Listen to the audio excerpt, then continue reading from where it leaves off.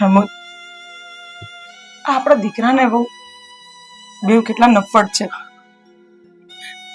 અરે આટલા ટાઈમથી તમે હોસ્પિટલના ધક્કા ખાઈ છો, આટલી દવાઓ ખાઓ છો, પણ બેવ જણા તમારી ખબર પૂછવાની તો બહુ દૂરની વાત છે. તમને મળવા પણ નથી આવતા કે પપ્પા તમને કેમ છે. અરે હું તો એમ કહું છું, એને નથી પૂછ્યું તો શું થઈ ગયું? તને ખબર છે, એ કદાચ મને પૂછશે તો એનાથી મને સારું થઈ જશે. એટલે તું છે ને આ બધી ચિંતા મૂકી દે. અને હું તો કહું છું ને, હવે મારી જિંદગી બહુ ઓછા દિવસો રહ્યા છે, એટલે હું મારા દીકરાઓને અને તમને લોકોને એકદમ ખુશ જોવા માંગુ છું. એટલે તું આ બધી ચિંતા મૂકી દે. સમજો, મને કોઈ વાંધો નથી, તારી સામે જ બેઠો છું ને.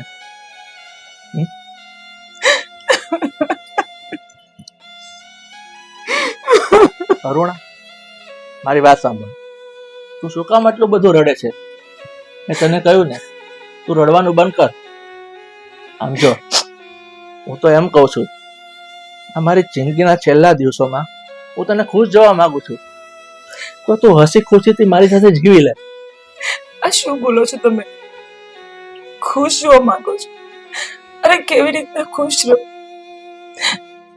તમારા ઘણેલા દિવસો બાકી રહ્યા છે. લાસ્ટ સ્ટેજનું કેન્સર આવી ગયું. 1 અઠવાડિયાનો ટાઈમ છે મારી જોડે, અને તમે મને એમ કહો છો કે હું ખુશ રહું?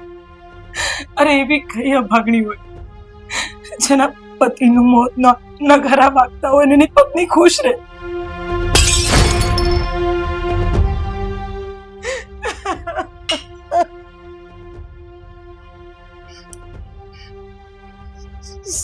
સેઠ, આ તમે શું બોલો છો? તમને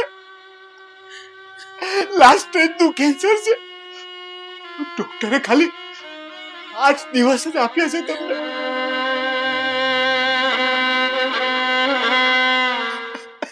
બેટા વીરુ, બેટા તું શું કામ આટલો બધો રડે છે?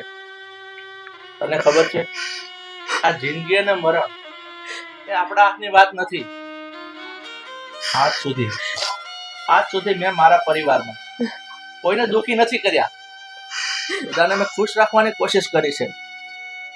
મારી જિંદગીના છેલ્લા દિવસોમાં હું મારા પરિવારને હસતા જોવા માંગુ છું. પણ શેઠ, બસ બેટા, હવે તું એક કામ કર. તું જા, તું તારું કામ કર, અને એક વાત સાંભળી લે. આ જે વાત તે સાંભળી છે ને, એ મારા દીકરા કે વહુને નહીં કહેતો, કારણ કે એ લોકોની છે ને સિંગાપુરની ટૂર નક્કી થઈ ગઈ છે, અને હું નથી ઈચ્છતો કે મારા કારણે મારા દીકરા વહુની ટૂર અધૂરી રહે અને એને વિઘ્ન આવે. એટલે તને મારા સમજે બેટા. તું જતીનને કાંઈ નહીં કહેતો. જા.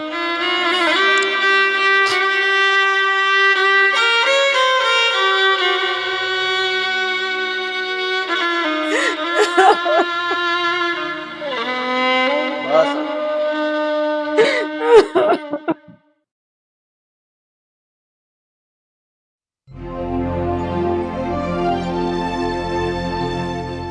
હા, બધા કપડા લઈ લીધા છે ને, તારા અને મારા બંનેના લઈ લેજો. પછી છે ને એક એ વસ્તુ ભૂલાય નહીં, કારણ કે પછી ભૂલાશે ને તો તકલીફ થશે. ક્યાંથી લેવા પડશે?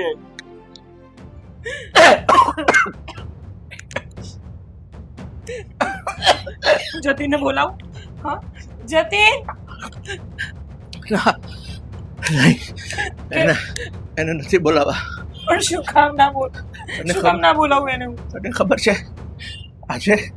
આજે મારા દીકરા અને વહુની સિંગાપોરની ફ્લાઇટ છે. એ ફ્લાઇટમાં એ લોકોની ટૂરમાં હું વિઘ્ન પાડવા નથી માંગતો. ના બધું લઈ જ લીધું છે મેં. બરાબર મૂકજો, બધું ગોઠવો ને બરાબર. એ હું તને બધી વસ્તુ આપી દઉં, ગોઠવવાનું કામ તારું છે. જો આ રૂમાલ મૂકી દે.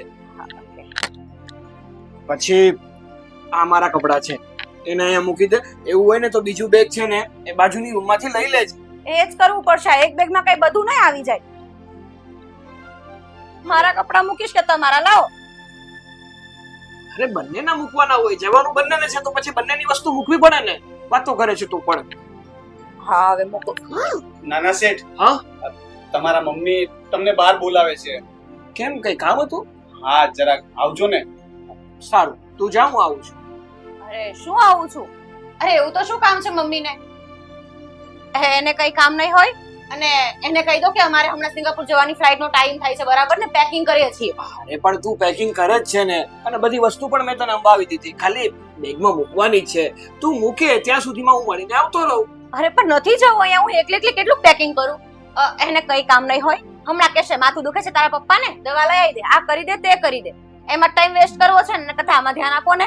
બેનબા, હું કઈ મદદ કરું? હા. શેઠને બહાર જવું હોય તો? ના ના થેન્ક યુ.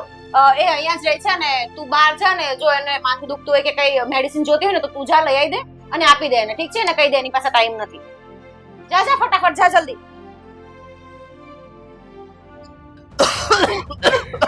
અરે છોડો ને, તો હું બોલાવું છું એને. જવા દીધો હતો, હમણાં આવી જાય. અરે કેવા માણસ છો તમે યાર! એક તો આપણે અહીંયા સિંગાપુર જવાની ફ્લાઇટ નો ટાઈમ થઈ રહ્યો છે અને તમારે ત્યાં જવું છે, અને એ માણસને કઈ નહીં હોય, ખાલી માથું દુખતું હશે. અને એમ પણ આ થોડીક વાર માથાની દવા નહીં પીવે ને તો કઈ મરી નહીં જાય તમારા પપ્પા. દવાખાને જઈએ.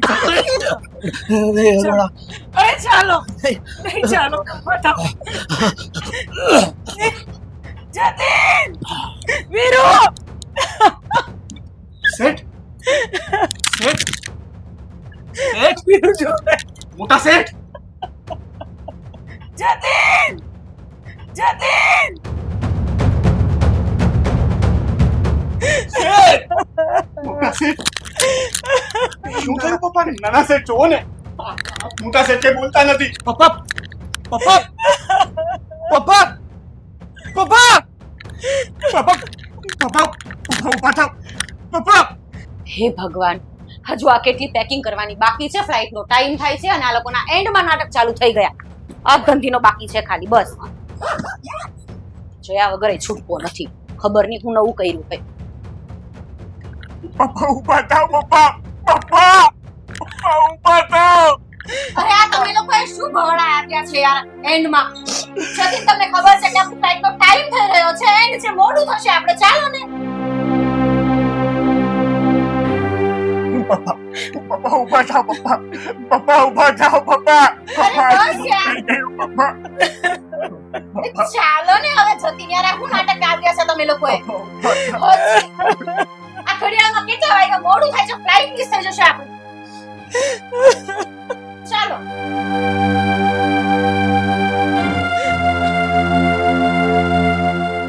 અરે એને કઈ નથી થયું, ખાલી માથું દુખતું હતું, એમાં બેભાન થઈ ગયા છે. તો ભાનમાં આવી જશે, દવા આપશે એટલે. પણ આપણે જઈએ ને, આપણે પેકિંગ પતાવીએ. ચાલો હવે જલ્દી. શું કહે છે? મારા પપ્પા બેભાન થયા. બેભાન થયા છે? સાચું કહે છે તું? મોડું થઈ ગયું. મોડું જવા માટે નહીં,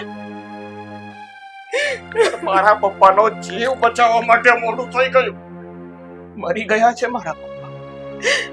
મરી ગયા છે મારા પપ્પા. મરી ગયા છે. મોડું થઈ ગયું.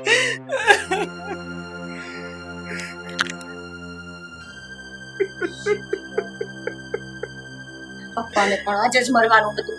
બધું પ્લાન ચોપન કરીને ગયા એન્ડમાં પણ. શું બોલી તું? હા, શું બોલી તું? હા, શું બોલી તું? આજે નથી મર્યા, છેલ્લા 6 મહિનાથી રોજ મળતા હતા. તમારા લોકોની ખુશીઓ માટે એ માણસ રોજ મરે છે, પણ તમે લોકો ક્યારેય ધ્યાન નથી આપ્યું. શું બોલી તું? આજે મુહૂર્ત આવી તું? હા, શરમ નથી આવતી તને?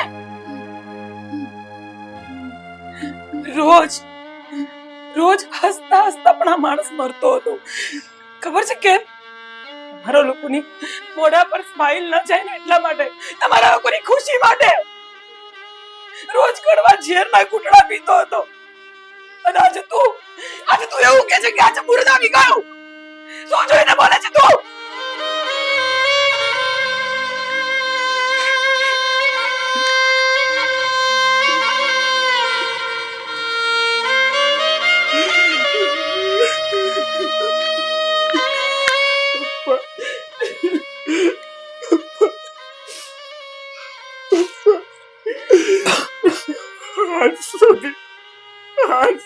હું તમારી વ્યથા કે વેદના સમજી ના શક્યો પપ્પા.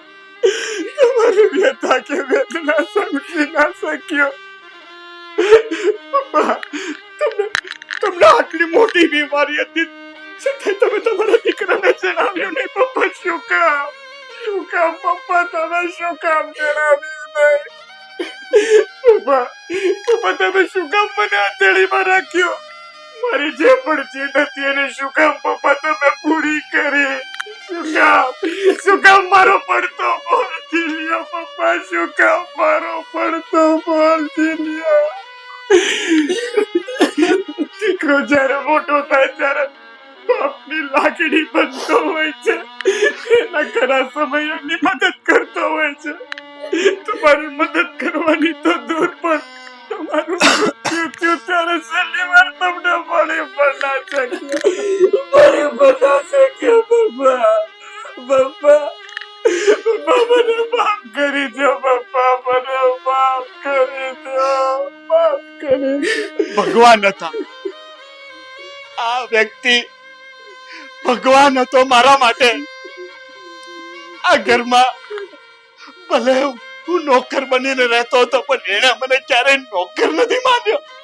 અરે પોતાનો દીકરો સમજ્યો તો દીકરો. આજે મારો શેઠ નહીં, મારો બાપ વયો ગયો. ના લગ્ન માટેના 5 લાખનો ખર્ચ હતો. અરે 5 લાખ શું, એનાથી પણ જે વધારે થશે ને એ હું તને આપીશ. બેટા તું બેનના લગ્ન ધામધૂમથી કર અને ધામધૂમથી પરણાવ અને બેનને વિદાય કરશે. તું નાનો હતો ને ત્યારથી મારા ઘરમાં નોકરી કરે છે, એટલે હું તને મારા ઘરનો નોકર નહીં પણ મારો દીકરો સમજો. તો તું મારો દીકરો થયો તો તારી બેન આ નાની મોટી બે બેન મારી દીકરી થઈ ને તો એક દીકરી માટે બાપ આટલું ના કરી શકે? છેલ્લે સુધી મને પણ ખબર ન પડવા દીધી. પડે પોતે મરતા ગયા ને આપણને જીવવાની સલાહ આપતા ગયા. મારી વાત સાંભળ. તું શું કામ આટલું બધું રડે છે? મેં તને કહ્યું ને તું રડવાનું બંધ કર. આમ જો હું તો એમ કહું છું અમારી જિંદગીના છેલ્લા દિવસોમાં હું તને ખુશ જોવા માંગુ છું, તો તું હસી ખુશીથી મારી સાથે જીવી લે. બેનબા, તમે મારા શેઠને ક્યારેય ઓળખી જ ન શક્યા. દુનિયામાં કોઈએ ભગવાનને જોયા નથી પણ મેં જોયા છે. અમારા શેઠ મારા માટે ભગવાન બનીને આવ્યા હતા. ભગવાન બનીને આવ્યા હતા પણ તમે એ ભગવાનને ઓળખી ના શક્યા. હા સાંભળો, મારી દીકરી માન્યા, હું તો તને કાયમ હસતા જોવા માંગુ છું. મેં મારી બીમારી હસતા મોઢે સહન કરી છે બેટા. ભગવાન, મેં મારા છેલ્લા સમયમાં છેલ્લે સુધી તારી પાસે કાંઈ જ નથી માગ્યું. આજે હું તારી પાસે મારી દીકરી માન્યા છે ને એની ખુશી માંગી રહ્યો છું. ફક્ત 10 દિવસ મારી જિંદગીની ભીખ માંગી રહ્યો છું ભગવાન, જેથી રાજી ખુશીથી મારી દીકરીનું વિદેશ જવાનું સપનું પૂરું થઈ જાય. અને જો કદાચ એ પહેલા મારું મોત વહેલું આવી જાય ને તો બેટા માન્યા, આ તારા બાપને માફ કરી દેજે.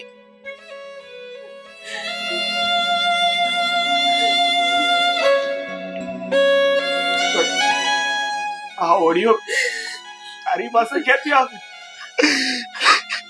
નાના શેઠ, હું ગઈકાલે મોટા શેઠને કોફી આપવા માટે એમના રૂમ બાજુ જતો હતો તો મેં દરવાજો ખોલ્યો તો એ એકલા બોલતા હતા.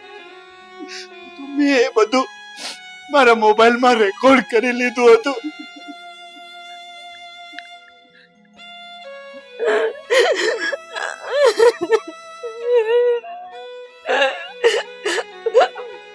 પપ્પા,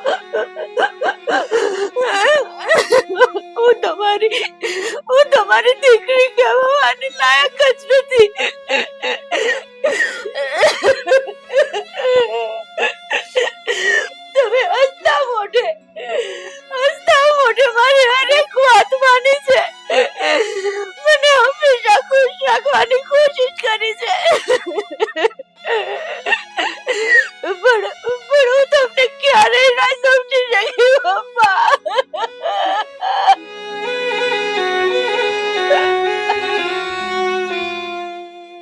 ખબર છે મેં તને મારા દીકરાની વહુ નહીં પણ મારી દીકરી જ માન છે અને મારી દીકરીની ખુશી માટે હું આટલું તો કરી શકું ને.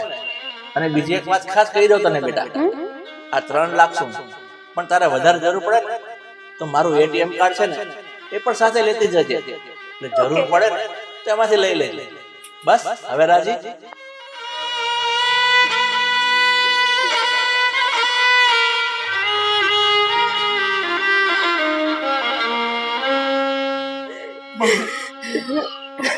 મમ્મી હું તમારી કયા મોઢે માફી માંગુ.